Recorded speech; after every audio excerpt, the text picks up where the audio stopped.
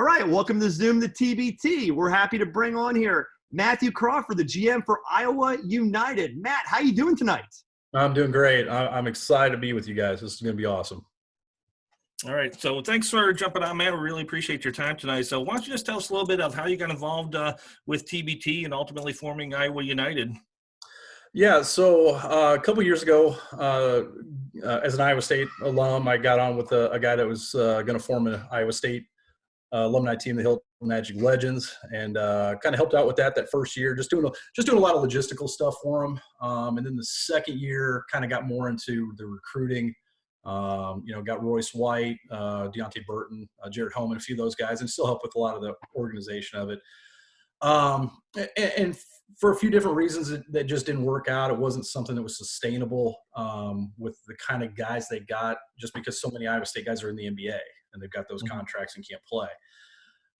So a lot of you guys know how that game ended up a couple years ago. They got blown out by almost 30 to Illinois, BC or something like that.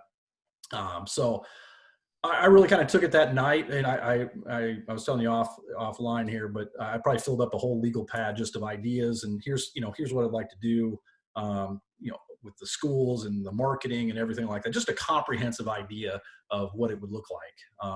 And so that third year we kind of took it over, and that's what we're rolling with.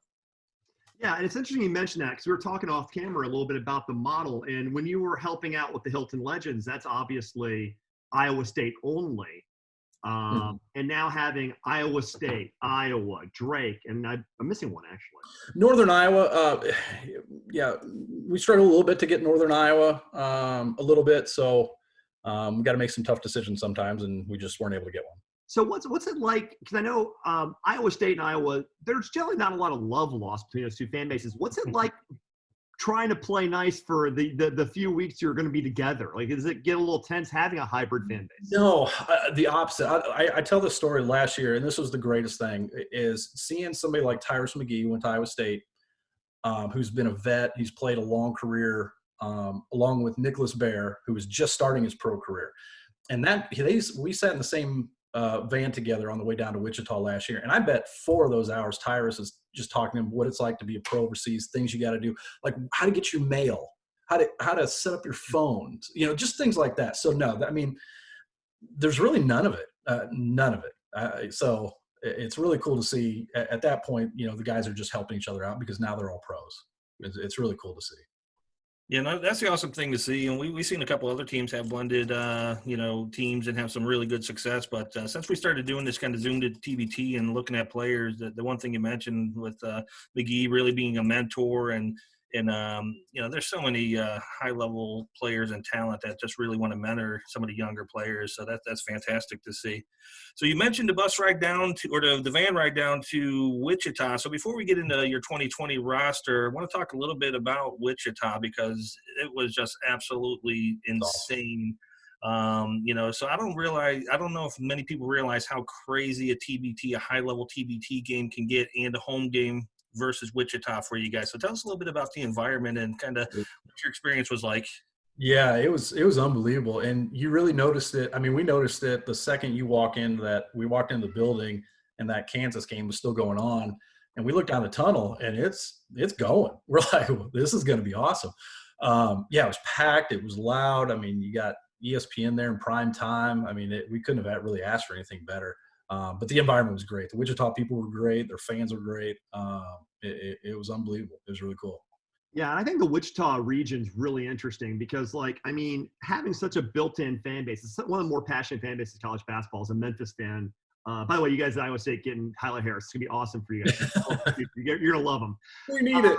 But a Wichita is such a great fan base, and last year you had Kansas, K-State, you guys, so many passionate fan bases. So looking at that region, I mean, you might be playing teams like Stillwater with a big fan base, Team 23. How do you feel you can stack up in such a loaded region? Our guys don't care.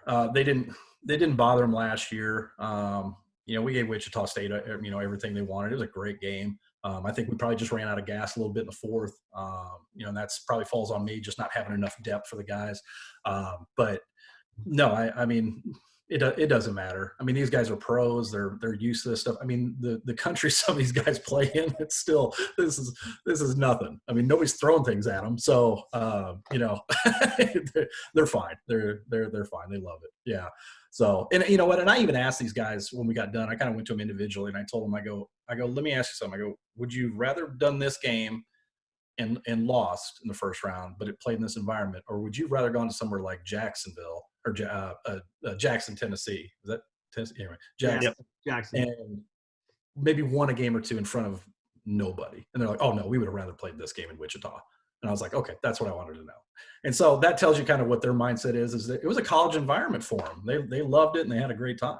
And you know, that's, even though the outcome wasn't great, in the big picture, it worked about as good as it could, I guess is the best way to put it. Hey, I'm going to give it the charge a minute, but like you can't slander Tennessee with me on here, man. But I will say the fan base in Wichita does stand alone. I mean, they're a really great fan base. But yeah, I imagine the environment really helps. Yeah, it was really cool. It was a lot of fun. The people were nice. Yeah, and they put on a really good event, and it was very organized. And it was fun. It was a really cool thing. All right, so obviously when we head to 2020, you're looking to do bigger and better things with your team. You mentioned depth in your previous comments. So looking back on 2019 and what you're trying to accomplish in this offseason to your 2020 roster, what are the things that you identified from Wichita last year, whether it's player-related or something you as a GM needs to do differently to have a more successful franchise? Yeah, I mean, I think the biggest thing was, you know, I got back and I wrote down 3 things I thought were big holes, I guess, in our roster. And that, first of all, I thought we needed to get a little bit bigger on the perimeter. Josh and Tyrus are great players. They're not the biggest guys in the world. And so when, you know, you look at, you know, who Wichita State was rolling out there, I mean, they had some guys that looked like football players. So I thought we needed to get a little bit bigger. And I think we addressed that getting Peter Jock back on. Peter's 6'5", big kid. Dead-eye shooter, and I can't remember what publication it was. He was the best player supposedly on our team coming in. Now he had an injury, couldn't make it, but he's a great player. Getting Deontay Garrett on the team. Deontay's a 6'5" point guard. Played, you know, appeared 90 NBA games. Now he's you know, another veteran, but he put up 25 points and 30 points a couple years ago against Hoopville Warriors and Kansas State alumni team. So really good player. You know, we talked about the bench a little bit. We're going to bring a 10th guy, and the nice part about it is, and I'm going to kind of piggyback off something I heard Billy Clapper say the other night, was that, you know, we're in a position now where last year I think we were kind of scrambling to find guys at the end when something happened. We had a couple guys get injured.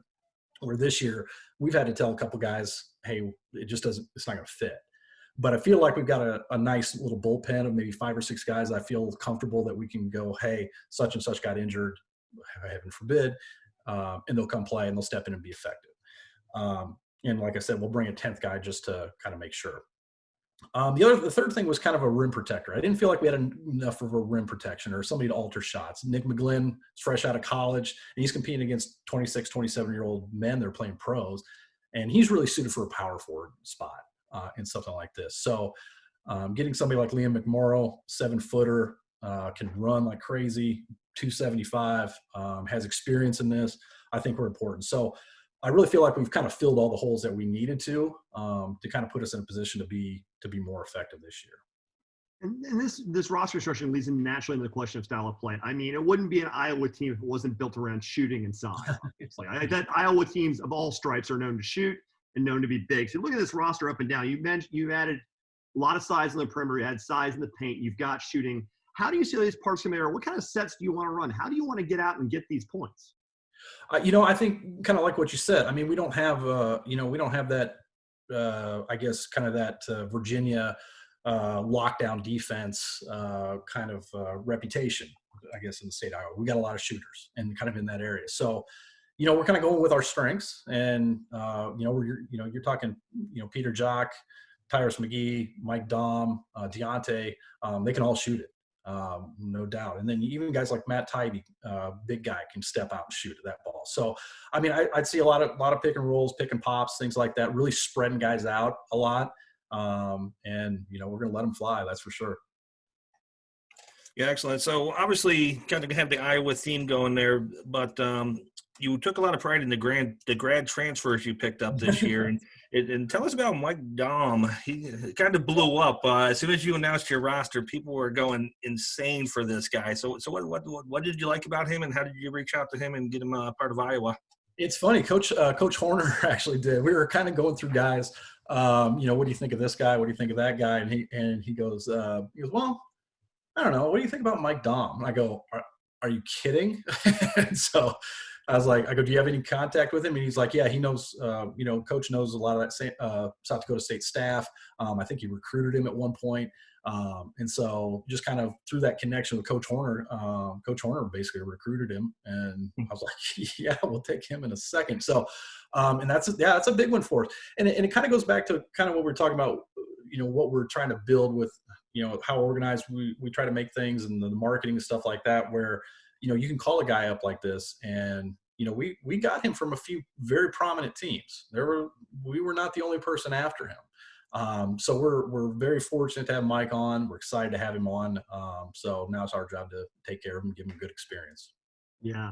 And I mean, having a roster like this just shows how well organized you've been this whole time. And that's kind of what I want to get into, talking about the roster and how you're going to play, but also as a GM, we've spoken already to a few GMs now. We've been following this for years, and GMs come of all stripes. They all are basketball junkies. They're all dedicated. Everybody's in this because they love hoops. Everybody involved, me, charge you, anybody's involved in this tournament anyway, loves basketball.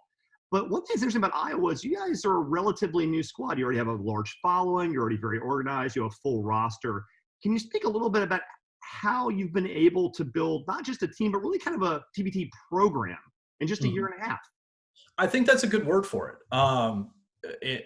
We really didn't stop. I mean, we were doing stuff on the van ride back, and we really didn't stop. Talking to guys, just going, and some of that even afterwards was, hey, I'm not asking you for a decision now or anything like that. I go, but here's what we're doing. Here's what we just did in Wichita. Here's the kind of the marketing we do for each player. So for those of you folks that haven't heard, we basically take, and we're doing it now, we take each player, and no other team does this. We take each player and we market them for a full week. So it's hype videos, it's getting to know them. It's, we're doing giveaways this year, jersey giveaways, all sorts of stuff. And I think that's important just because, we go back to kind of taking care of the player.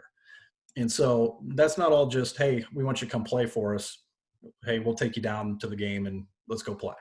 To me, that's taking care of them off the floor, on the floor, everything. So when you say program it, we really run it like a program. We recruit like a program. I mean, we're talking to guys all the time. And to that, I'm not going to give away any names, but there's a few guys on pretty prominent alumni teams that we almost got. Guys that they played college ball with, and they still almost came over. So that's when you say program, it really is. We're recruiting just like you would a college program would. Yeah, it's pretty fascinating. When we kind of lay things out, when we kind of, show them, hey, we're doing this. Here's, we have daily itineraries. We have this, when on our trips and stuff like that. And we can kind of lay out some of this stuff for them. Yeah, they kind of say, wow, that's a lot more organized than this team.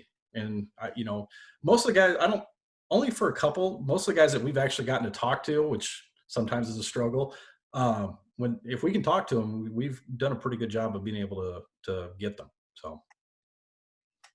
Yeah, no, it's pretty fascinating how you guys are connecting the dots from the players to the fans to the sponsors, and really big compliment from Josh Brown last year, obviously contact coordinator for TBT, and spoke of you and Iowa United as probably one of the most well-organized squads that he's seen, and that goes back a lot of years of history. And so you kind of went into some of my remarks about engaging the fan base. And you didn't really touch too much on the sponsors, but we talked about the weekly schedule, the giveaways, the trivia, a lot of cool, awesome things. So how do you really start to get that business community involved? And obviously it takes a lot to run an organization or program like yours. So how have you been so fortunate to get the sponsors involved with you? Just contacts. I mean, if I go back, so the couple of breweries that we work with, I went to college with guys that started them. So, I just talked to them. I go, hey, what do you think if, we do this, and we'll do some gift cards from you guys, and just contacts there. The apparel company was, I was a YMCA director in Newton, Iowa a long time ago. And so the guy that that runs it now, I played a lot of basketball with. And I just said, hey, what do you think of this? Would you do some jerseys for us? And, we'll promote you. He does a great job. It's a great operation he's got. So just contacts, and I think most of the GMs will probably agree with me here. That's one of the more difficult parts of this, is just raising enough money to cover everything. And so it's just using those contacts, making those calls. It's not the funnest part of being a GM, that's for sure. Yeah, we'll say it's a necessary part, though, because really what separates the teams that have deep rosters and the teams that are scrambling is their ability to make it easy on the guys to commit. I can get you there. I can house you. I can feed you. All you've got to do is show up and concentrate on playing. So the teams that are able to find some sponsorship or find a couple loose nickels are able to – it's like anything else. If you have resources, you can definitely be up front of things. And your massively strong organization really leads into the next question about, we live in obviously strange times. What started this whole Zoom process is that we're all kind of at home wanting basketball, giving us this natural sort of reason to have these conversations.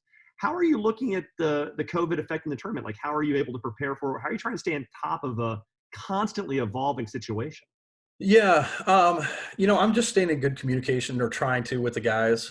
So when we have a weekly conference call with Dan, if there's something in there I think they need to know, I'll shoot them all an email just saying, hey, here's what we talked about. Here's what I got a kind of hunch he was getting at, that sort of thing. The big one I've harped on every time is hey, just keep yourself in shape. I go, that could be a big deal, especially for us that want to get out and run and shoot a lot.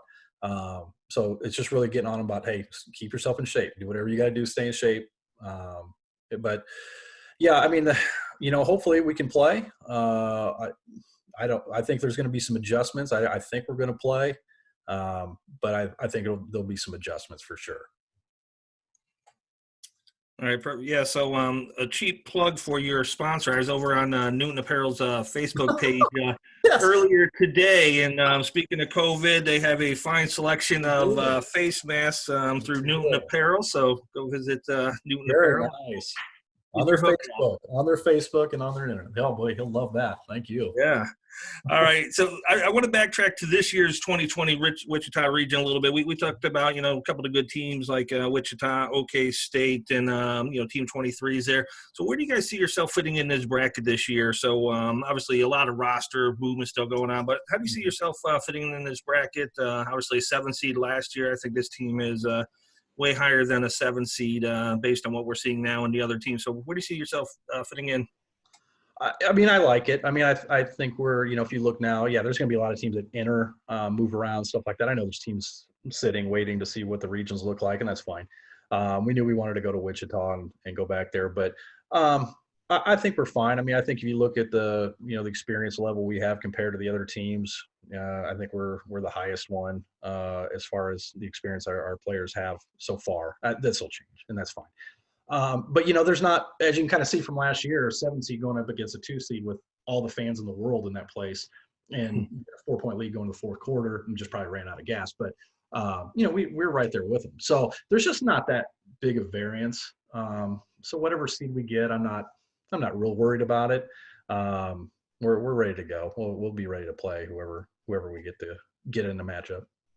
Yeah, and the great thing about this is to be the best, you got to beat the best. So the seeding is really, and I think Jackson, the underdogs, proves last year, seeding is just a number. They went from an 8 seed, a bunch of guys from Lane Booth, and they went and beat some pretty good teams out of Tennessee. So you can definitely be a lower seed and get out. So the seeding is almost irrelevant. And you watched that game before us with Sideline Cancer in Kansas. Kansas had all the names in the world on that team, and most people, I think most fans probably didn't know a lot of the Sideline Cancer guys. And they beat the brakes off that Kansas team. So you just never know. You get the good matchup, and you're in good shape. Yeah, so, but just talking about that a little bit, how deep does this team go? I see this team as a team that can really challenge for the bag, really challenge for the money. Is that an expectation that Iowa United fans can have about this team? Yeah, that's why we're all here. I don't think anybody's going to tell you, let's get in there and have some fun. Hope everybody has a good time. No, that's what we're here for. Yeah, there's no sense in rostering guys you don't think you can play. So 9-10 guys, if we feel like we can put any of those guys in there and be effective. And so we're already kind of playing with that a little bit. I don't tell coach who to play, but we kind of chit chat and bounce ideas off each other about who would be high energy guys to come in off the bench, who would who do this, that sort of thing. So but yeah, we'll be ready to go. But I feel pretty good with, as far as depth wise, where we're at.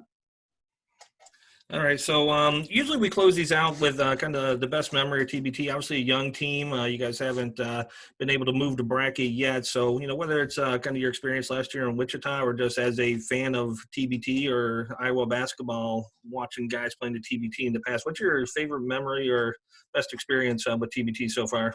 Yeah, I think it's those little things you don't see in the game with the kind of some of those relationships. So, we went and scrimmaged Drake University, just kind of a pickup game. And it was somebody like Josh Young pulling the entire Drake team together and just giving them a little pep talk, after we got done playing them. Just guiding those guys, those young guys on their beginning of their college careers, right? And then kind of like what we talked about, watching these guys interact together. Didn't matter what school it was, but the veteran guys talking to the younger guys about what it's like to be a pro. And so it's those little conversations you see, throughout the trip, throughout the week, and things like that that are really cool. The game environment was awesome, but I think those are my favorite things. Just watching them give back to those guys, either a little bit younger than them, and helping them with their career. It was really cool to see. And I think, I think all these teams probably do that in some fashion. But it was really neat to see. Okay. Actually, we don't usually do this, but just because I'm fascinated by this, you're so well organized. Do you want to talk just very briefly about, just give a shout out to some sponsors real fast? We don't normally do this, but you've got a few, and I think it's earned them. So give them some free airtime. Just go. Do it. Yeah. Yeah, the Newton Apparel guys are great. They do a great job with all their stuff. And then Reclaimed Rails up in Bondurant and Uptown and Ankeny, another great brewery if you like some good beer and you're in Iowa, that's for sure. And then we are also partnering with the Carson King Foundation. If you don't know Carson King and that story real quick, he held up a sign at the Iowa State football game that said he was out of Busch Light and his Venmo. Okay. I don't know if you saw that. This is the greatest story. So money starts pouring in. Okay. Just pouring in. And so he says, you know what, I'm going to donate this money to the Children's Hospital over in Iowa City. Well, now money really pours in. And now you get Busch Light and start matching it. And it got up to $3 million. So this kid off of a sign gets $3 million for the University of Iowa Children's Hospital. Okay. It was on Scott Van Pelt's show. It was on everywhere. So now he's kind of taken that kind of that momentum. He's doing speaking events. He's going to and helping communities set up fundraisers for people that are in need, suffering mental stress from the COVID, everything like that. But just a great kid, great heart. His name's Carson King. If you go to Carson King Foundation, you can kind of check him out there. But great kid. That's a great little story to end it on. Matt, we really appreciate you having you on, and we'd love to have you back sometime. Absolutely. Thank you guys so much.